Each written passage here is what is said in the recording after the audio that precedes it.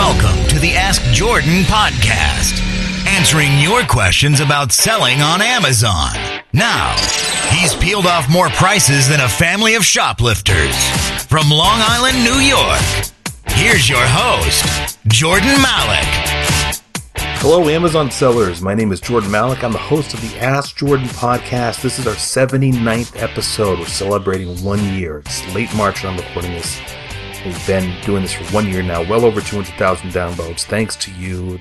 The show would be nothing and the show wouldn't exist if it wasn't for you and the listenership and the fact that you ask questions, you call in, you keep the show going. I'm so happy to be of service to you. I have a big announcement for you. April 9th, 2015, I'm hosting a free 2+ hours webinar showing you proven methods and proven success stories of how people around the world are earning 5 to 7 digit income selling products on Amazon, on eBay, on their own website, and more. You can sign up at jordanmalik.com webinar, jordanmalik.com webinar. You'll see on that page that we're giving away a lot of prizes on that show, on that webinar. GoPro, a Kindle, gift cards, more.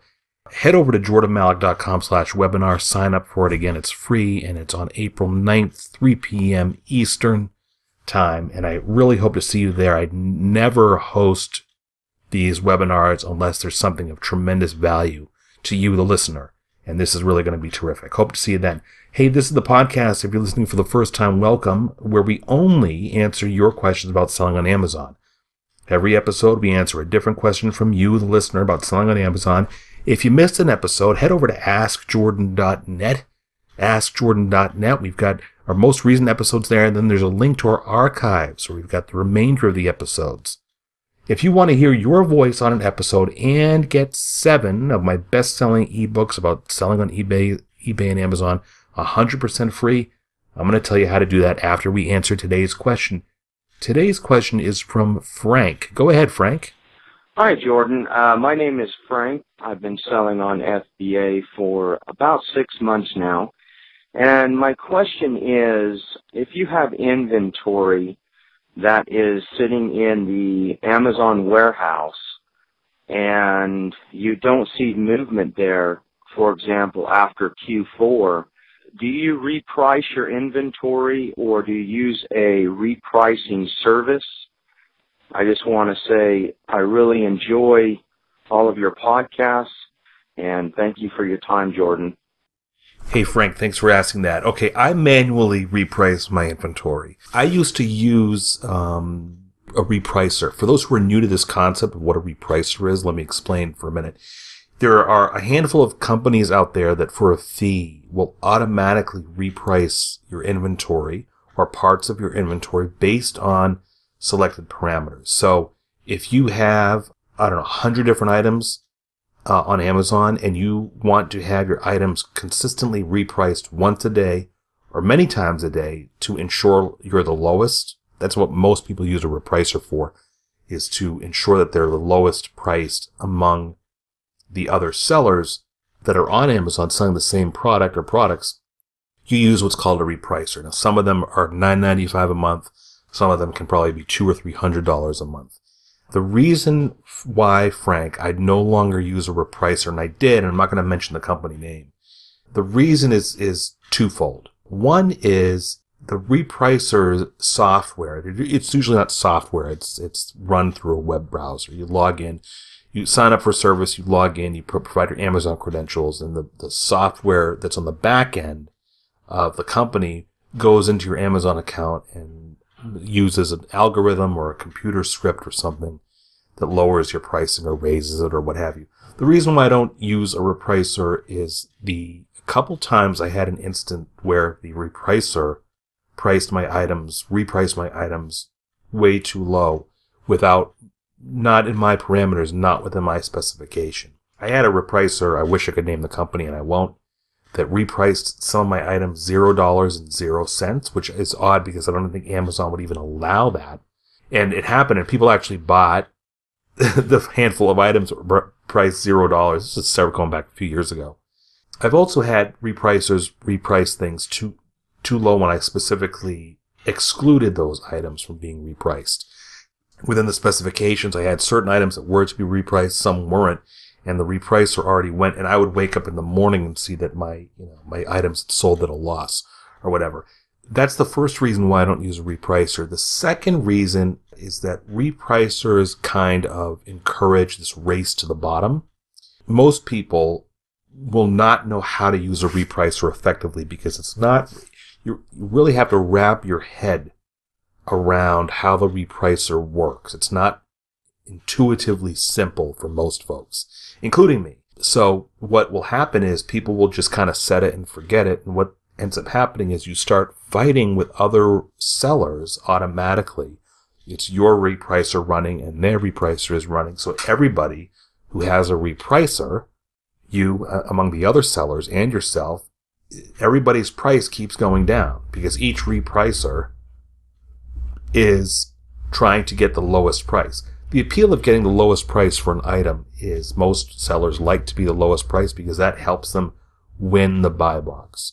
So let me explain that for a minute. You hear the phrase, how do I win the buy box?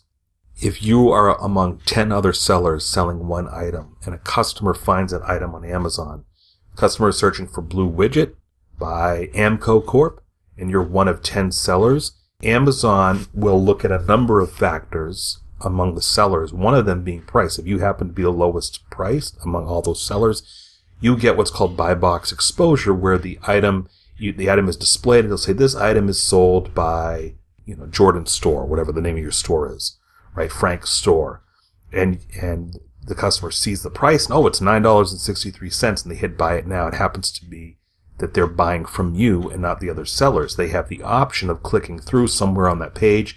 It'll say there are 9 other sellers offering this item at, $9.60 or less or what have you.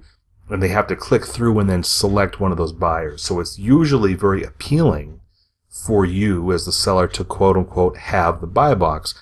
And Amazon looks at a number of criteria. They look at your seller performance. They look at how long you've been on selling. They look at your price. They look at a number of other things when they're determining your feedback score. If you're 99% feedback score, you're probably going to get more buy box exposure than another seller with 90% positive feedback score, even if your price is higher than theirs. And that's very appealing. So it's very appealing to keep your metrics solid. Answer all your emails within 24 hours, resolve any customer service issues that may ding your positive feedback score downward.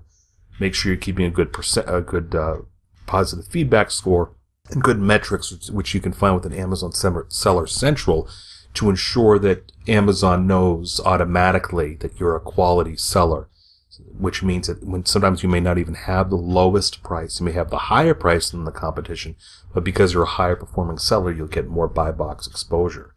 So that's the appeal. That's why people use repricers, as they think, and sometimes they are right, by being the lowest price, they will achieve buy box exposure. And even if they don't achieve buy box exposure, when people click through to see the other sellers, they will have the lowest price. And that, of course, to some consumers, the consumers are sometimes willing or eager to pay for the lowest price seller, even if the price is the lowest by like a penny. So the problem is when you, amongst other sellers, if you're all using your repricers, or even if you're repricing your stuff manually, and you're all very too aggressive, then the price just obviously keeps going down. It's like an endless circle. You lower your price to $9.62. Another seller then lowers it to $9.61. The 7 other sellers keep lowering their price so they can be the lowest. Then it starts all over. You lower your price, etc. It's a race to the bottom. So I don't do that anymore. I reprice my items manually. I'll go in and take a look at my inventory once a week, maybe once every 2 weeks, and reprice it accordingly. And the stuff that I want to move more quickly, I'll make sure is the lowest price or lower than the lowest price seller. And the other stuff, I'm willing to wait it out, let other people have their, clear out their inventory. They let them be in the price war and keep my price higher. I don't see the usefulness of a repricer unless I can think of one exception. If you're selling a lot of high volume, different products, you're in the lowest price item usually does sell. So the only thing I can really think of is like paperback books. If you're one of those booksellers that is trying to sell books at $5, $6, $8, $10. And for each book that you've got, if you've got like 1 or 2 copies of each book and then like 500 to 1,000 or more different books on Amazon, I can see how a repricer may be helpful for you where you want to continuously be selling those books. And that's the only scenario I can think of.